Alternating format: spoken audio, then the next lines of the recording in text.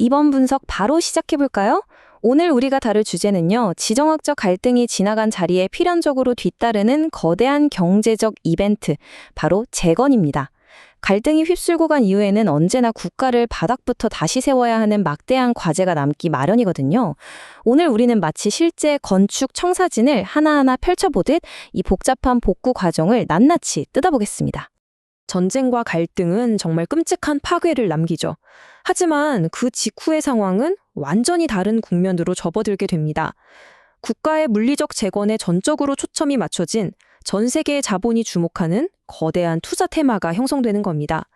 무너진 시설들을 다시 세우기 위해 엄청난 규모의 돈이 움직이는 이 대전환의 시기, 우리는 아주 객관적이고 냉정하게 살펴봐야 합니다. 오늘 분석에서는 이 전체적인 과정을 5단계로 나눠서 쭉 짚어볼 텐데요. 재건의 시작점부터 이끌어갈 리더 기업들, 플랜트, 건설기계, 그리고 마지막으로 절대 놓쳐선 안 될 핵심 리스크까지 빠르게 가보겠습니다. 자, 첫 번째 단계, 바로 재건의 시작점입니다. 모든 것의 뼈대가 되는 기초 기반 다지기 단계죠. 제일 먼저 뭘 해야 할까요? 일단 멈춰버린 사회를 다시 움직이게 만들어야겠죠. 끊어진 도로를 잇고 망가진 항만과 공항을 복구하는 게 무조건 영순위 과제입니다. 당연히 이런 엄청난 스케일의 일은 아무나 할 수 없겠죠.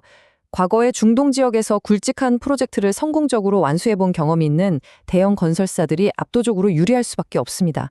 건설 바닥에서 실전 경험이란 그 무엇과도 바꿀 수 없는 강력한 무기니까요.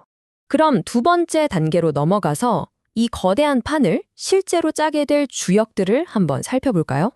여기서 아주 흥미로운 포인트가 하나 있어요. 바로 역할 분담이 확실하다는 건데요. 히림이나 유신 같은 기업들이 전체적인 그림을 그리는 초기 설계와 감리를 맡는다면요. GS건설, 대우건설, 현대건설 같은 덩치 큰 대형사들은 진짜로 근육을 써서 인프라를 지어 올리는 실행자 역할을 합니다. 특히 GS건설과 대우건설은 과거 중동에서의 그 화려한 이력 덕분에 지금 시장의 시선을 아주 한몸에 받고 있죠. 세 번째 단계는 플랜트와 에너지 시설입니다. 길을 닦아놨으니 이제 경제의 심장을 다시 뛰게 할 차례죠. 이란 경제를 굴러가게 하는 절대적인 핵심, 단연 석유와 천연가스입니다. 이 시설들을 싹 현대화하는 게 진짜 알짜배기 작업이거든요.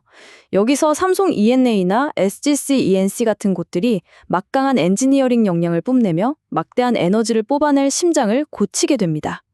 그런데 여기서 시선을 살짝 돌려서 이 거대한 판 전체를 지휘하는 한미글로벌의 독특한 포지션을 눈여겨보실 필요가 있습니다.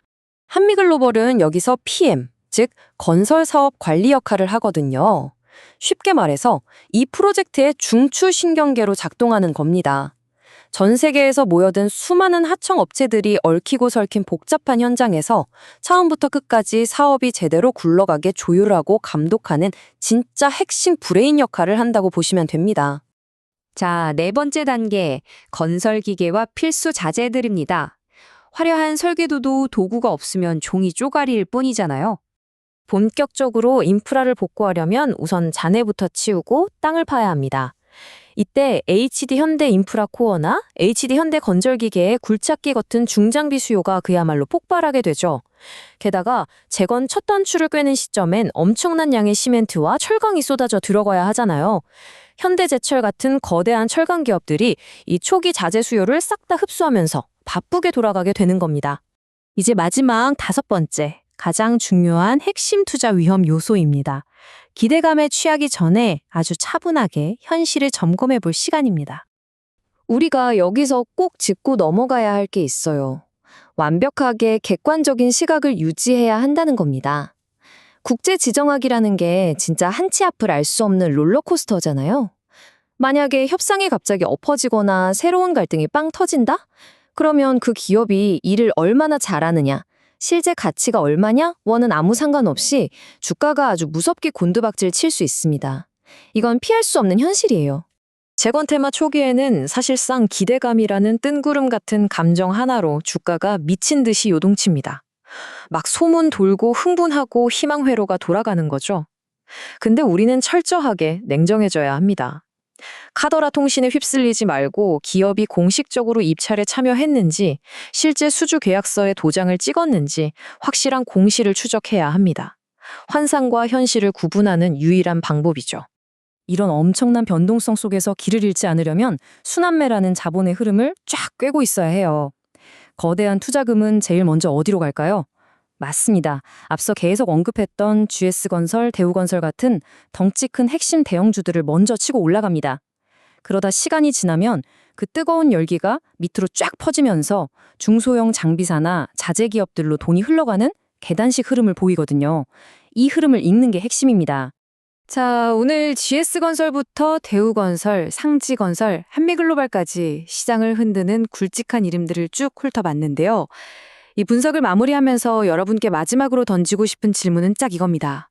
쏟아지는 초기 기대감에 휩쓸려 당장 매수 버튼을 누르시겠습니까? 아니면 조금 답답하더라도 공식적인 계약서에 잉크가 마르는 걸 내 눈으로 확인하고 움직이시겠습니까?